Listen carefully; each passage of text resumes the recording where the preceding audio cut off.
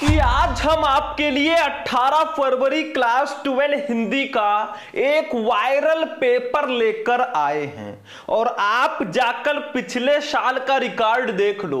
बहुत कम समय में पढ़ाकर हमने हजारों बच्चों को 100 में 90 प्लस 95 प्लस दिलाए हैं।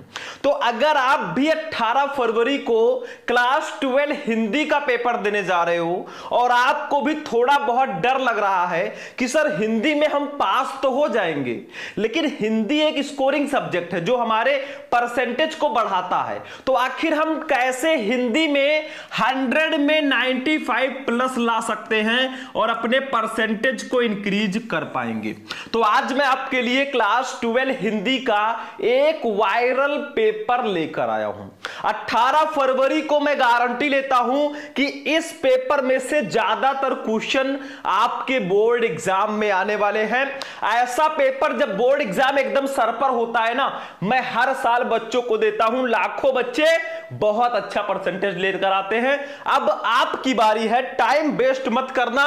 ये पूरे 100 नंबर के हिंदी का पेपर मैं इस वीडियो में विथ सॉल्यूशन बताने वाला हूं, ठीक है, और वो भी ट्रिक के साथ। मान लो आपको कोई क्वेश्चन इसमें से कुछ क्वेश्चन नहीं आ रहा है तो उसका आंसर विथ ट्रिक आप कैसे लिखेंगे वो भी मैं इसी वीडियो में बताऊंगा। यहां पे अपना रोल नंबर डाल दो, यहां पे नाम डाल दो। हिंदी का पेपर है, पेपर कोड है 306 SG और समय आपके पास रहेगा 3 घंटे 15 मिनट का। अगर आप 17 फरवरी को आधी रात को भी ये पेपर देख रहे हो ना, तो एक बार जरूर देख लेना। यकीन मानिए जब रिजल्ट आएगा ना, आपके क्लास का सबसे तेज बच्चा आपसे पूछेगा भाई तेरे इतने नंबर कैसे आ गए। देखो 15 मिनट आपको क्वेश्चन पेपर पढ़ना है। हमारे हिंदी का पेपर 2 खंड में होता है, खंड का और खंड खा। दोनों खंडों के सभी प्रश्नों का आंसर आपको देना है। सबसे पहले हम बात करेंगे खंड का की, जो कि होगा पूरे 50 नंबर का, और इसमें स्टार्टिंग में 10 नंबर के बहुविकल्पीय प्रश्न पूछे जाएंगे, ठीक है, 10 ऑब्जेक्टिव, फिर गद्यांश, फिर पद्यांश, फिर साहित्यिक परिचय, फिर कहानी, फिर खंड काव्य। खंड का में गद्यांश पद्यांश सबको सॉल्व करने का मैं ट्रिक भी बताऊंगा। देखो बहुविकल्पीय प्रश्नों की बात करें तो 5 क्वेश्चन रहेंगे हिंदी गद्य के इतिहास से, 5 क्वेश्चन रहेंगे हिंदी पद्य के इतिहास से। देखो फर्स्ट का अष्टयाम कृत के लेखक कौन है, अष्टयाम के रचयिता कौन है, गोकुलनाथ, विठलनाथ, नाभादास या प्रियादास। अरे भैया नाभादास जी हैं अष्टयाम के लेखक। बहुत सिंपल सा क्वेश्चन है, सिंपल सा आंसर है। चलो अगला क्वेश्चन देखो ध्यान से, खा वाला। धर्मवीर भारती द्वारा लिखित उपन्यास है, बताओ इसमें से कौन सा उपन्यास है जिसको धर्मवीर भारती जी ने लिखा है। बहुत इंपॉर्टेंट है भैया। अब खुद को कमरे में बंद कर दो, अब समय नहीं है, और पढ़कर दिखा दो कि मैंने कम से कम समय में पढ़कर कितना अच्छा परसेंटेज मैंने प्राप्त किया। परंतु सूरज का 7वां घोड़ा, मुक्तिबोध या नदी के द्वीप, भैया धर्मवीर भारती का जो उपन्यास है वो सूरज का 7वां घोड़ा है। इसका अगर पीडीएफ चाहिए आप सभी को, पीडीएफ, तो आप लोग सिर्फ और सिर्फ इस वीडियो को 2000 लाइक्स तक पहुंचा दो मेरे भाई। 2000 लाइक्स कर दो और 1000 कमेंट आप लोग कर देना भैया, अगर इसका पूरा पीडीएफ चाहिए। सिर्फ इसी का नहीं, अगर आपको हमारे पूरे सब्जेक्ट के इंपॉर्टेंट क्वेश्चन का पीडीएफ, वायरल पेपर, सबका नोट्स चाहिए ना, सिर्फ और सिर्फ 2000 लाइक्स आप पहुंचा दो। ये आपके लिए टारगेट है, मैं सारे नोट्स फ्री कर दूंगा। अगर आपने अभी लाइक कर दिया, मैं अभी बीच में वीडियो के आपको बता दूंगा कि फ्री नोट्स कहां मिलेगा, ठीक है, अभी मैं बताने वाला हूं, बस ध्यान से वीडियो देखो, लाइक करते रहो, हमें मोटिवेशन मिलेगा, हम आपके लिए और अच्छी अच्छी क्लासेस लाएंगे। चलो गा वाला, जयशंकर प्रसाद द्वारा लिखित नाटक नहीं है, इसमें से कौन सा नाटक जयशंकर प्रसाद जी का नहीं है। करुणालय, कल्याणी परिणय, सज्जन या फिर भारत सौभाग्य। इसका राइट आंसर होगा भारत सौभाग्य।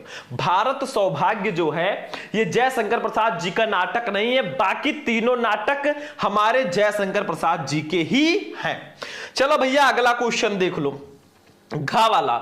इनमें से आत्मकथा विधा की रचना है, कौन सी रचना आत्मकथा विधा की है? अर्ध कथा, परती परिकथा, आवारा मसीहा या अजय की डायरी। अजय की डायरी जो है ना ये आत्मकथा विधा की रचना है।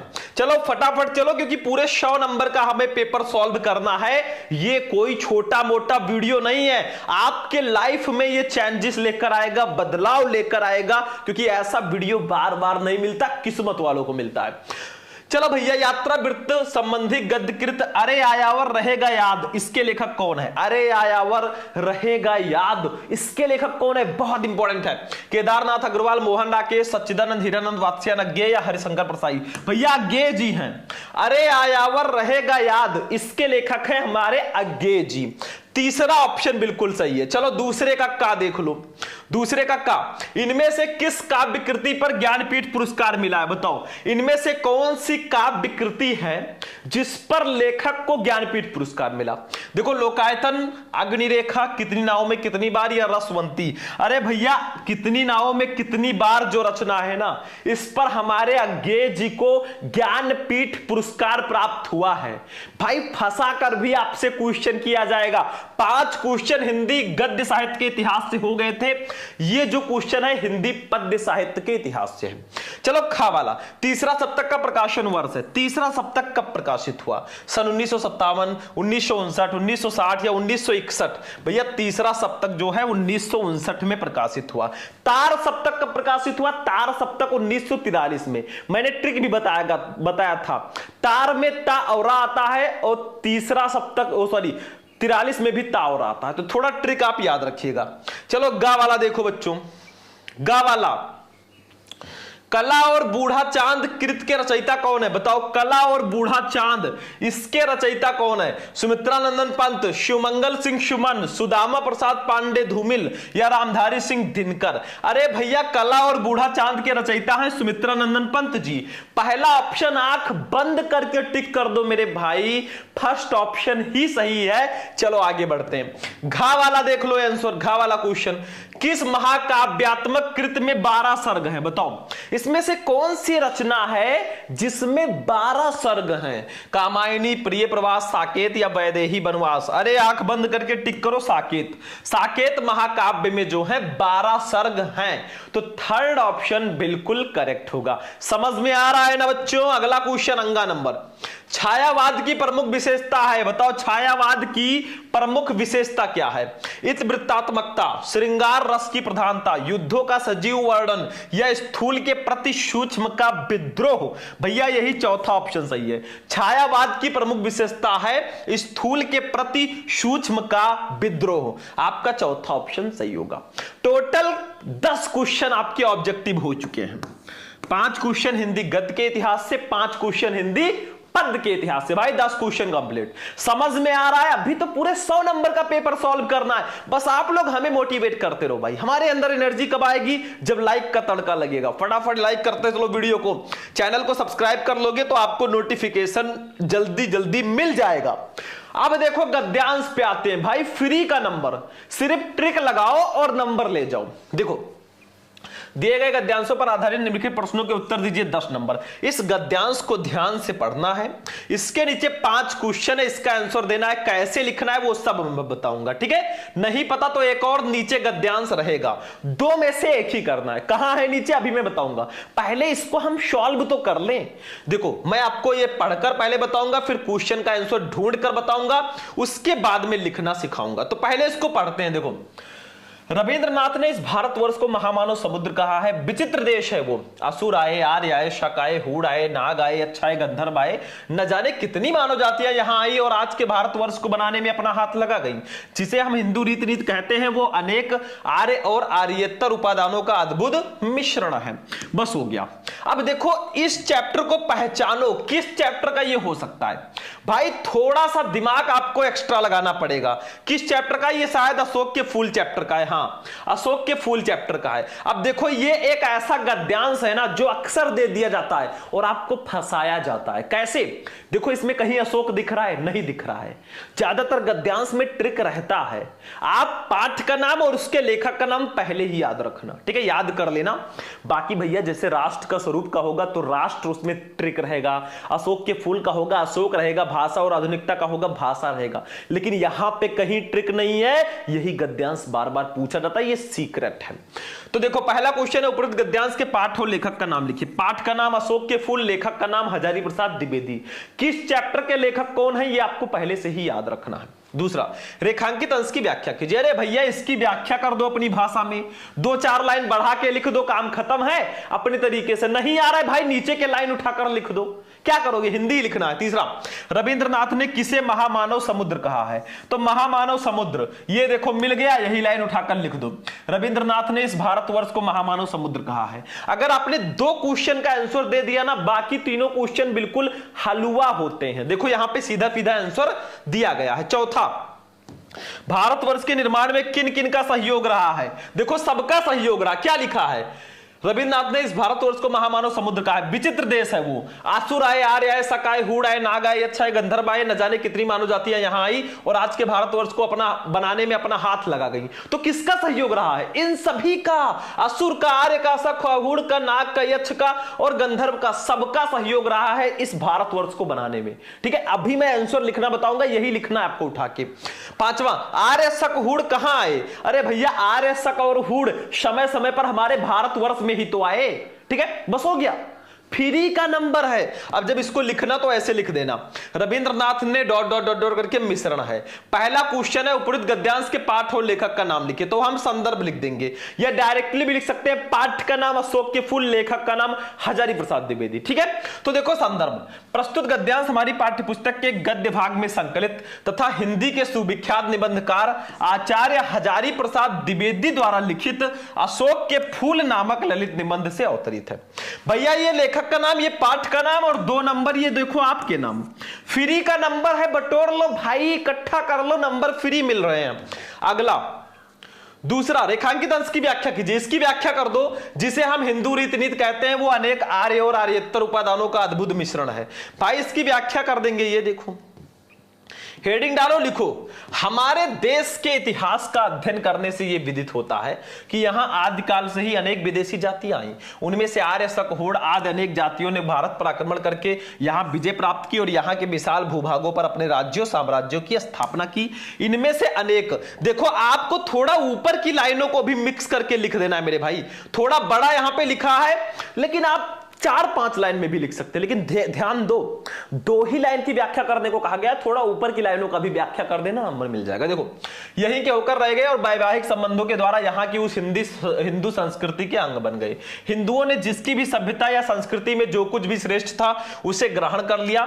इस प्रकार विभिन्न प्रकार के रीति रिवाजों, परंपराओं, नीतियों, आदर्शों आदि पर आधारित जिस भारतीय संस्कृति के दर्शन हमें होते हैं वो यहाँ की सर्वश्रेष्ठ कही जाने वाली आर्य जाति या उसके बाद बाहर से आने वाली विदेशी जातियों के समन्वयात्मक योगदान का परिणाम है। मतलब थोड़ा बहुत मिक्सअप करके लिख दो, नंबर मिल जाएगा। तीसरा, रविंद्रनाथ ने किसे महामानव समुद्र कहा है? भाई फ्री का नंबर है, ये देखो तीसरे का आंसर। रविंद्रनाथ ने भारतवर्ष को महामानव समुद्र कहा है क्योंकि यहां की प्रगति एवं सांस्कृतिक विकास में अनेक महापुरुषों ने अपना योगदान किया है। 2 नंबर कंप्लीट मेरे भाई, कुछ नहीं है, हलवा है। चलो चौथा क्वेश्चन देख लो, भारतवर्ष के निर्माण में किन किन का सहयोग रहा? तो देखो इसका भी आंसर नीचे है। चौथा देखो, ये भारतवर्ष के निर्माण में न केवल आर्यों का वर्ण आर्यों के उपरांत आने वाले शक, हूण तथा नाग, यक्ष एवं गंधर्व, असुर आदि अनेक विदेशी जातियों का सहयोग रहा है। 2 नंबर यहां पर भी कंप्लीट हो गया, कुछ है नहीं। 5वां देख लो, 5 नंबर क्वेश्चन पे आ जाओ बच्चों। आर्य, शक, हूण कहां आए? तो मैंने बताया था ये सब भारतवर्ष में आए। ये देखो 5वां, आर्य, शक एवं हूण आदि विदेशी जातियों के लोग समय समय पर भारतवर्ष में आए बेटा। 2 नंबर यहां पर भी कंप्लीट। फ्री का नंबर है, 10 नंबर आपका पूरे कंप्लीट हो चुका है। 10 में 10 मिलेंगे अगर ऐसे करके आओगे। ठीक है, बाकी भैया नहीं पता है तो दूसरा दिया गया है, ये भी शायद अशोक के फूल का है। देखो यहां पे अशोक आ गया है तो ये अशोक के फूल का तो होगा ही, ठीक है, इसमें ट्रिक दिया गया है, लेकिन दोनों गद्यांश एक ही चैप्टर से नहीं होंगे, एक गद्यांश दूसरे चैप्टर से होगा, ये ध्यान रखना। चलो ये कर लेना। अब पद्यांश पे चलेंगे मेरे भाई। पद्यांश में मैंने देखा है अक्सर बच्चे प्रॉब्लम में रहते हैं कि सर जी गद्यांश में तो हमें आंसर ढूंढ ढूंढ के लिख देंगे, पद्यांश में क्या होगा। मैं आपको बार बार कहता हूं भाई 4 चैप्टर आप पढ़ लो, पवन दूतिका, श्रद्धा मनु, कैकेयी का अनुताप और गीत, बस 4 चैप्टर पढ़ लो, उसी में से आएंगे, एक ना एक तो आएगा ही आएगा। जैसे ये है दिए गए पद्यांशों पर आधारित निम्नलिखित प्रश्नों के उत्तर दीजिए 10 नंबर। जैसे ये हमारा है भैया पवन दूतिका का, मतलब श्री कृष्ण जी राधा जी को छोड़कर मधुवन से चले जाते हैं। अब राधा जी बहुत परेशान है, वो पवन को अपना दूत बनाकर भेजती हैं। वो पवन से कहती हैं मेरे प्यारे नौ जलद से कंज से नेत्र वाले। मैं हिंदी मीनिंग बता रहा हूं, फिर नीचे 5 क्वेश्चन होंगे, इसका आंसर भी मैं बता दूंगा। देखो अगर हिंदी मीनिंग आपको पद्यांश का पता चल गया भाई ना, बहुत आसान हो जाएगा पद्यांश। देखो मेरे प्यारे मेरे प्रिय नौ जलद, नए मेघों के समान रूप वाले, और कंज से कमल से नेत्र वाले जाके आए ना मधुवन से। वो मधुवन से चले गए हैं और अभी नहीं आए हैं, और ना भेजा कोई संदेशा, और ना ही उन्होंने मेरे लिए कोई संदेशा भेजा है। राधा पवन को अपना दूत बनाकर भेजना चाहती हैं, तो पवन से कहती है हे पवन, मेरे प्रिय नए मेघों से रूप वाले, नए बादलों के रूप वाले और कमल के समान नेत्र वाले मेरे श्री कृष्ण, मेरे प्रिय श्री कृष्ण मधुवन को छोड़ के चले गए हैं और अभी तक वापस नहीं आए हैं। मैं रो, और ना ही कोई संदेशा भेजा है। मैं रो रो के प्रिय विरह से बाउली हो रही हूं, मैं रो रो कर प्रिय के बिछड़ने से पागल सी होती जा रही हूं। जाके मेरी सब दुख कथा श्याम को तू सुना दे, जाओ और मेरी सारी दुख कथा तुम श्याम को सुना दो। राधा पवन से कहती है, पवन का मतलब वायु। फिर वो कहती है ज्यों ही मेरा भवन तजतु अल्प आगे बढ़ेगी, जैसे ही मेरे घर को त्याग कर तू थोड़ा सा आगे बढ़ेगी, शोभावली सुखद कितनी मंज कुंजे मिलेंगी, तुम्हें शोभा से युक्त और सुख प्रदान करने वाली बहुत सारी मंज कुंजे, करौंदे के बगीचे मिलेंगे, झाड़ियां मिलेंगी, लताएं मिलेंगी, प्यारी छाया मृदुल स्वर से मोह लेंगी तुझे वे। राधा पवन को कहती है कि वो जो झाड़ियां लता फूल है ना, वो अपनी प्यारी छाया और मृदुल मधुर ध्वन से तुझे अपनी ओर आकर्षित करेंगी, तो भी मेरा दुख लख वहां जाना विश्राम लेना, तो भी मेरे दुख को ध्यान में रखकर तुम वहां जाना विश्राम न लेने लगना। अब ये पवन दूतिका चैप्टर का, इसके कवि हैं अयोध्या सिंह उपाध्याय हरिओद जी। तो पहला क्वेश्चन यही है कि उपरोक्त पद्यांश के शीर्षक और कवि का नाम लिखिए। शीर्षक का नाम पवन दूतिका, कवि का नाम अयोध्या सिंह उपाध्याय हरिओद। दूसरा है रेखांकित अंश की व्याख्या कीजिए, 2 लाइनों का व्याख्या कर दो ऊपर वाले। तीसरा, पवन दूतिका द्वारा किसने किसको संदेश भेजा है, तो पवन दूतिका द्वारा राधा ने कृष्ण को संदेश भेजा है। चौथा, प्रस्तुत पद्यांश में श्री कृष्ण के सौंदर्य का वर्णन किस प्रकार किया गया है, तो राधा जी ने कहा है कि श्री कृष्ण जो है नए मेघों के समान रूप वाले हैं और उनके नेत्र कमल के समान है। यही तो कहा गया भाई, हिंदी मीनिंग आएगा, बहुत आसान हो जाएगा। पांचवा, राधा की मनोदशा का वर्णन कीजिए। राधा श्री कृष्ण के विरह में रो रो कर पागल सी होती जा रही है। बस हो गया।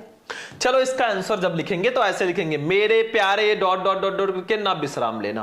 पहला क्वेश्चन है कि शीर्षक और कवि का नाम लिखिए। हम डायरेक्ट भी लिख सकते हैं, शीर्षक का नाम पवन दूतिका, कवि का नाम अयोध्या सिंह उपाध्याय हरिओद। हम संदर्भ के रूप में भी लिख सकते हैं भाई, शेम। देखो, प्रस्तुत पद्यांश महाकवि अयोध्या सिंह उपाध्याय हरिओद द्वारा रचित प्रिय प्रवास से हमारी पाठ्य पुस्तक के पद्य भाग में संकलित पवन दूतिका शीर्षक काव्यांश से अवतरित है। 2 नंबर कंप्लीट मेरे भाई। शीर्षक का नाम, कवि का नाम, 2 नंबर आपके नाम। दूसरा देखो, क्वेश्चन नंबर 2, रेखांकित अंश की व्याख्या कीजिए। किसका, मेरे प्यारे नौ जलद से कंज से नेत्र वाले, जाके आए न मधुवन से और न भेजा संदेशा। इसकी व्याख्या कर दो, ऐसे हेडिंग डालो, रेखांकित अंश की व्याख्या लिखो। राधिका पवन दूतिका से अपनी विरह व्यथा का वर्णन करते हुए कहती हैं कि नए मेघों जैसी शोभा से युक्त और कमल के समान नेत्र वाले मेरे प्रिय श्री कृष्ण मथुरा चले गए हैं और अभी तक वापस नहीं आए हैं, और ना ही उन्होंने वहां से मेरे लिए कोई संदेशा भेजा। वही चीज लिखना है जो मैंने बताया। ये फ्री का नंबर है, अगर हिंदी मीनिंग आता है तो गद्यांश से भी आसान है। तीसरा, पवन दूतिका द्वारा किसने किसको संदेश भेजा है, तो ये देखो, इसको हटा दो, ये नहीं रहेगा, ठीक है। देखो, पवन दूतिका द्वारा राधा ने कृष्ण को संदेश भेजा है। 2 नंबर यहां पर भी कंप्लीट, ठीक है। चलो अगला देखो भैया, अगला क्वेश्चन आ जाओ भैया, चौथा क्वेश्चन। बस ऐसे देखते चलो, अभी पूरा पेपर हमें करना है। प्रस्तुत पद्यांश में श्री कृष्ण के सौंदर्य का वर्णन किस प्रकार किया गया है? तो देखो चौथा, कृष्ण आकाश में छाए नवीन मेघों के समान रूप वाले हैं तथा उनके नेत्र कमल के समान है। 2 नंबर भाई फ्री का नंबर है, लूट लो लूट लो अभी। पांचवा देखो, राधा की मनोदशा का वर्णन कीजिए। तो ये देखो भैया पांचवे का आंसर, ये राधा श्री कृष्ण के विरह में रो रो कर पागल हो रही हैं। 2 नंबर यहां पर भी कंप्लीट मेरे भाई।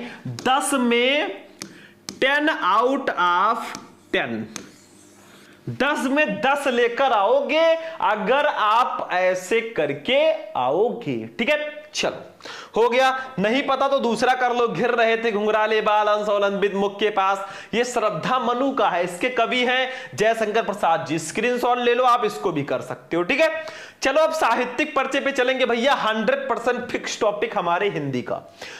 निम्नलिखित में से किसी एक लेखक का साहित्यिक परिचय देते हुए उनकी प्रमुख रचना का उल्लेख करो। 5 नंबर, जैसे वासुदेव शरण अग्रवाल, डॉक्टर हजारी प्रसाद द्विवेदी, हरिशंकर परसाई। यही 3 सबसे ज्यादा इंपॉर्टेंट है। ऊपर जो 2 हैं उनको तो पढ़ना ही पढ़ना है, हरिशंकर परसाई और प्रोजी सुंदर रेड्डी में से किसी एक का पढ़ लो भाई, नंबर फिक्स है।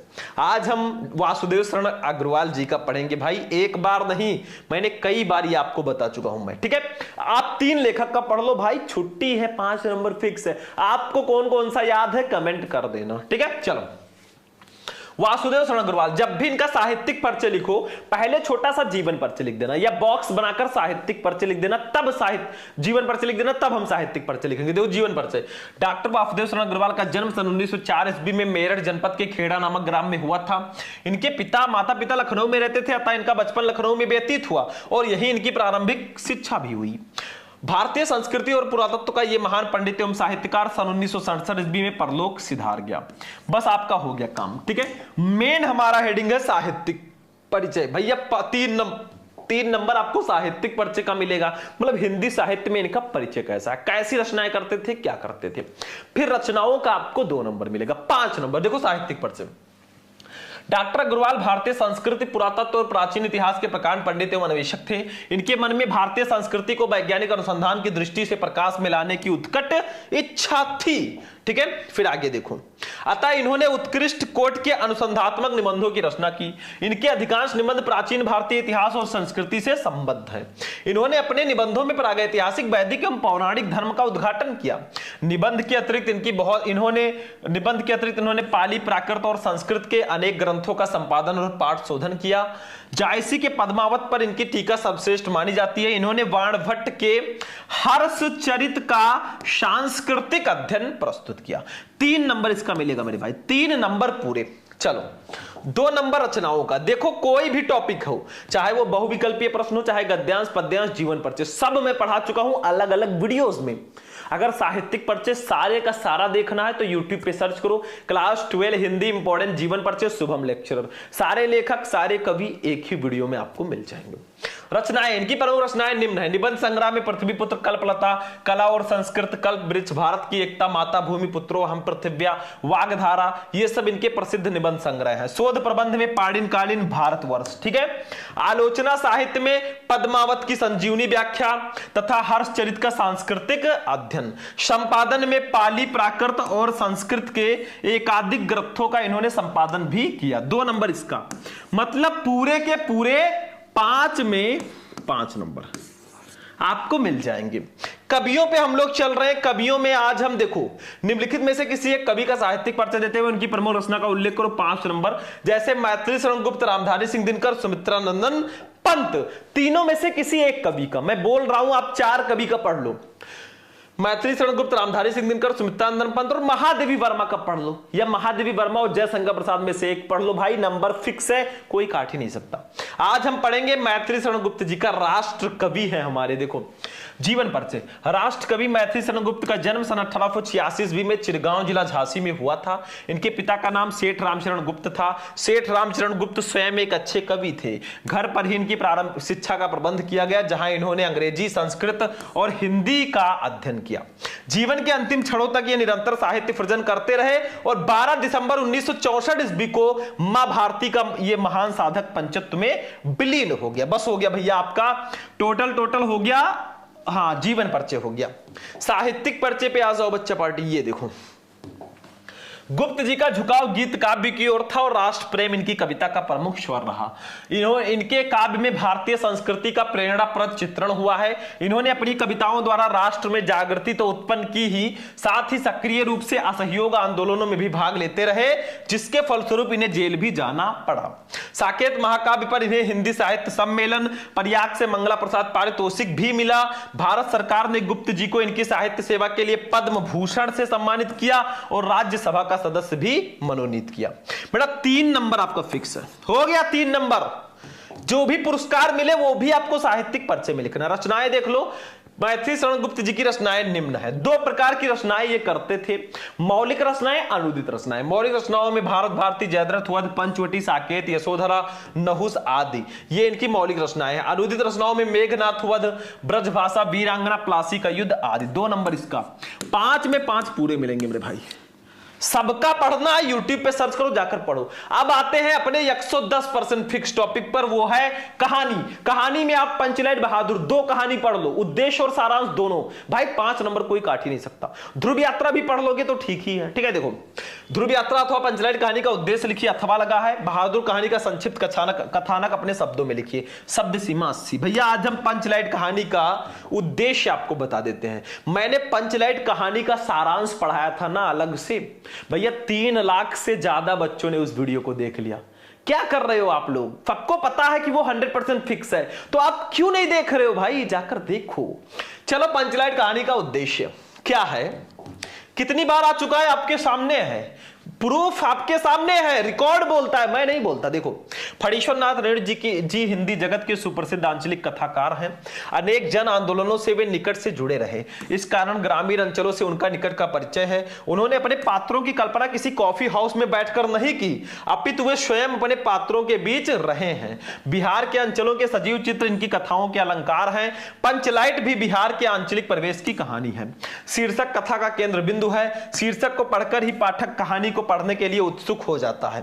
इस कहानी के द्वारा रेड्डी जी ने ग्रामीण अंचल का वास्तविक चित्र खींचा है। ठीक है, आगे देखो, गोधन के द्वारा पेट्रोमैक्स जला देने पर उसकी सभी गलतियां माफ कर दी जाती हैं, उस पर लगे सारे प्रतिबंध हट जाते हैं तथा उसे मनोनुकूल आचरण की छूट भी मिल जाती है। इससे स्पष्ट होता है कि आवश्यकता बड़े से बड़े रूढ़िगत संस्कार और परंपरा को व्यर्थ साबित कर देती है। कथानक संक्षिप्त, रोचक, सरल, मनोवैज्ञानिक और यथार्थवादी है। इसी केंद्रीय भाव के आधार पर यह कहानी के एक महत्वपूर्ण उद्देश्य को स्पष्ट किया गया है। इस प्रकार पंचलाइट जलाने की समस्या और उसके समाधान के माध्यम से कहानीकार ने ग्रामीण मनोविज्ञान का सजीव चित्र उपस्थित किया है। ग्रामवासी जाति के आधार पर किस प्रकार टोलियों में विभक्त हो जाते हैं और आपस में ईर्ष्या द्वेष युक्त भावों से भरे रहते हैं, इसका बड़ा ही सजीव चित्रण इस कहानी में हुआ है। रेड्डी जी ने यह भी दर्शाया है कि भौतिक विकास के इस आधुनिक युग में भी भारतीय गांव और कुछ जातियां कितने अधिक पिछड़े हुए हैं। कहानी के माध्यम से रेड्डी जी ने अप्रत्यक्ष रूप से ग्राम सुधार की प्रेरणा दी है।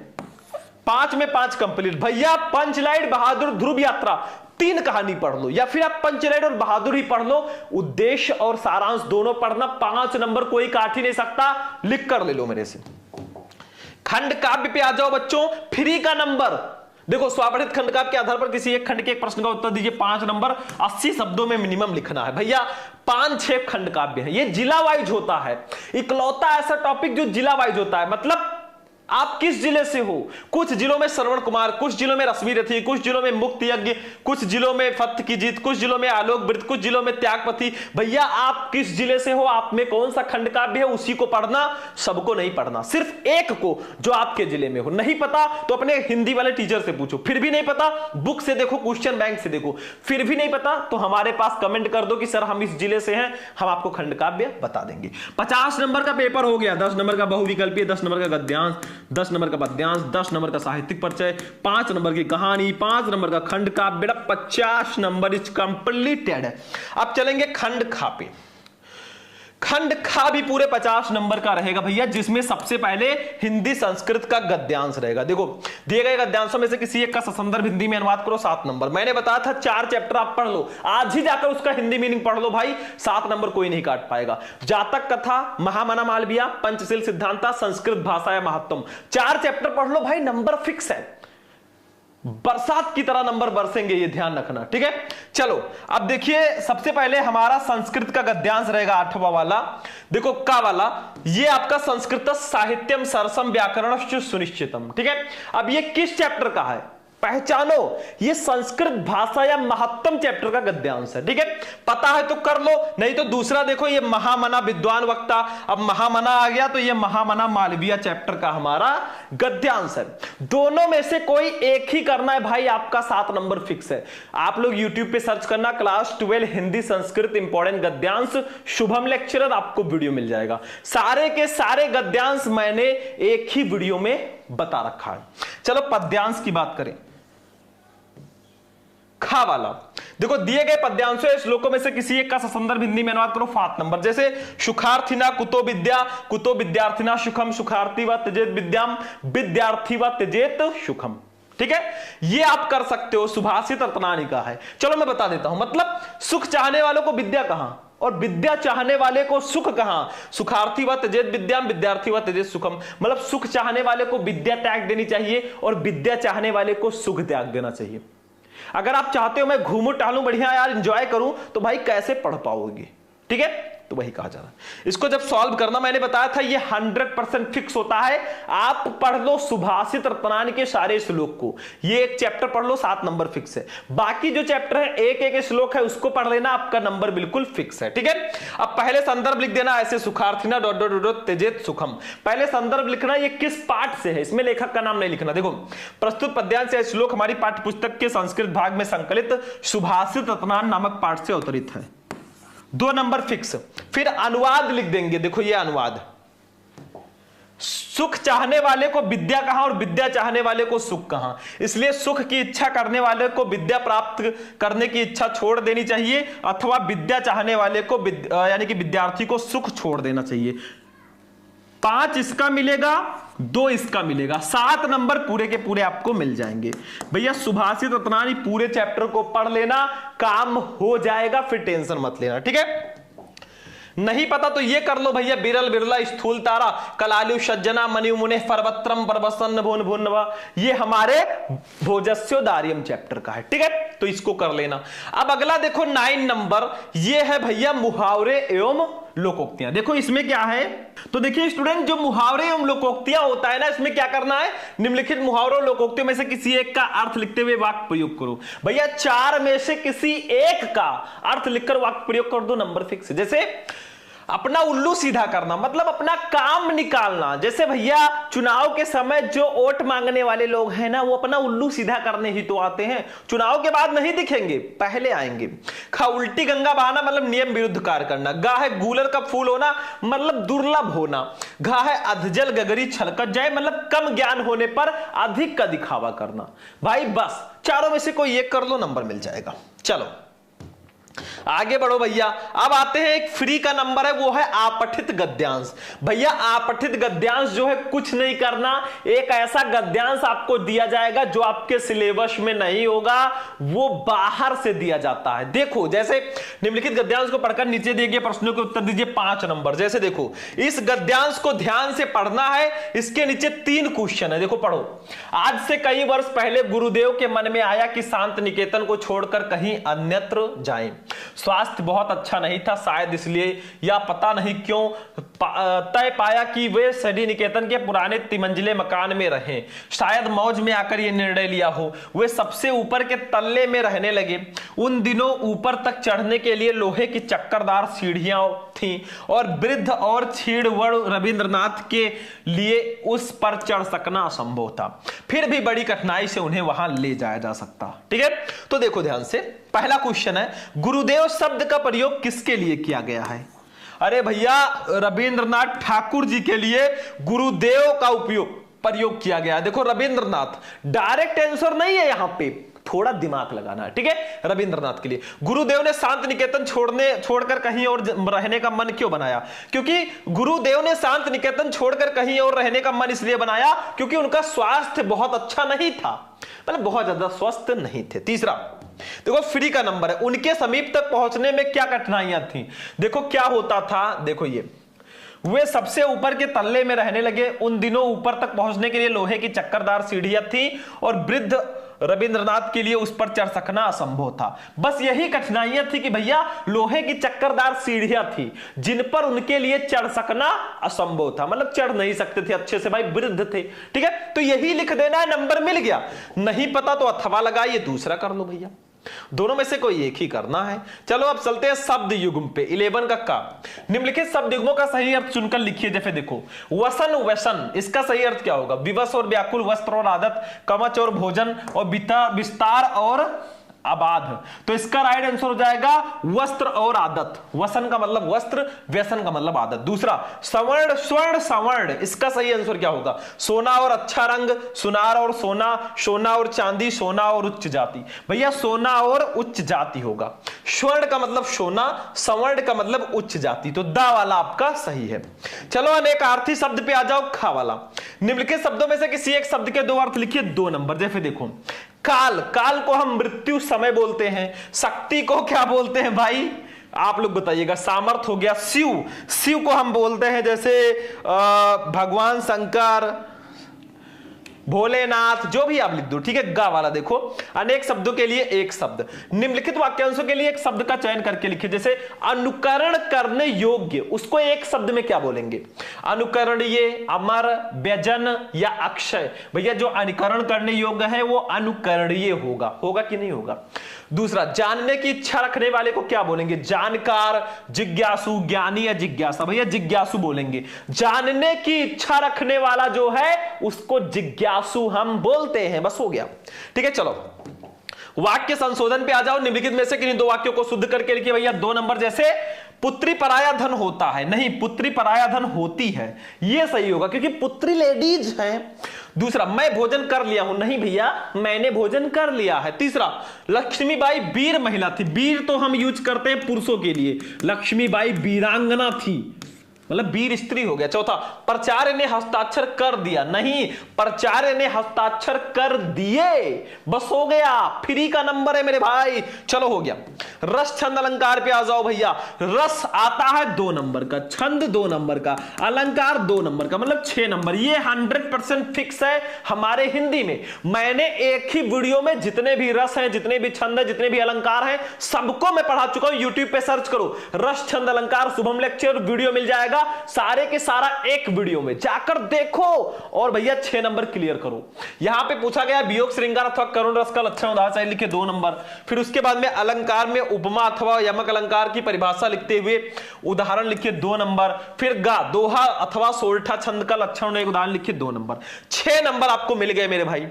लेकिन सबसे इंपॉर्टेंट बात क्या है कि यहां पे आपको 2-2 नंबर के आएंगे। सारे रस, सारे छंद, सारे अलंकार जाकर पढ़ लो, मैंने पढ़ा रखे हैं। पत्र लेखन पे आ जाओ बच्चा। अपने नगर में प्रदूषण से उत्पन्न स्थिति का वर्णन करते हुए उचित अधिकारी को एक आवेदन पत्र लिखो, 6 नंबर। अथवा लगा है छात्रावास विद्यालय की समस्याओं के निराकरण के लिए प्रधानाचार्य को एक आवेदन पत्र लिखो, एक पत्र लिखो। भैया दोनों में से कोई एक करना है। पत्र लिखने का तरीका समझ लो ना भाई, फ्री का नंबर है।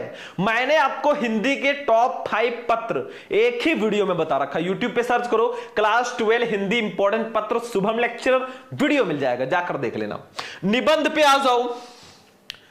निम्नलिखित विषयों में से किसी एक पर अपनी भाषा शैली में निबंध लिखो, 9 नंबर। भाई निबंध फ्री का नंबर होता है। जितना अच्छा हेडिंग डाल के आप लिख दोगे ना, अंदर क्या लिखा है मैटर नहीं करता, बस उसी से रिलेटेड होना चाहिए, नंबर आपको मिलेगा। जैसे 5 टॉपिक दिए जाएंगे, प्रदूषण की समस्या और समाधान, पर्यावरण संतुलन में वृक्षारोपण का महत्व, आधुनिक शिक्षा पद्धति की दिशा और दशा, सदाचार, वर्तमान समाज में नारी सशक्तिकरण का स्वरूप। भैया 5 में से कोई एक ही करना है और पूरे 9 नंबर फिक्स। निबंध जब भी लिखना पहले एक रूपरेखा बना लेना, मैंने पहले बताया था। पहले रूपरेखा बना लो, उसके अंदर पहला हेडिंग प्रस्तावना होना चाहिए, बीच में आप जिस टॉपिक पर निबंध लिख रहे हो उससे रिलेटेड हेडिंग, लास्ट में उपसंहार। मतलब निबंध लिखते कैसे, मैंने टॉप 4 निबंध एक ही वीडियो में बता रखा है। यूट्यूब पे सर्च करो क्लास 12 हिंदी इंपॉर्टेंट निबंध शुभम लेक्चरर, वीडियो मिल जाएगा। निबंध लिखने का पूरा तरीका मैंने समझा रखा है। निबंध को मैं यही कहूंगा कि आप जब बोर्ड एग्जाम देने जाना सबसे लास्ट में निबंध को करना। बाकी वीडियो आज का हमारा यहीं पर फिनिश होगा। आज का वीडियो आपको कैसा लगा? वीडियो पसंद आया वीडियो को लाइक कर देना, चैनल पर नए हो चैनल को भी सब्सक्राइब कर लेना। चलते हैं, फिर मिलेंगे किसी नेक्स्ट वीडियो में नेक्स्ट टॉपिक के साथ। तब तक के लिए जय हिंद।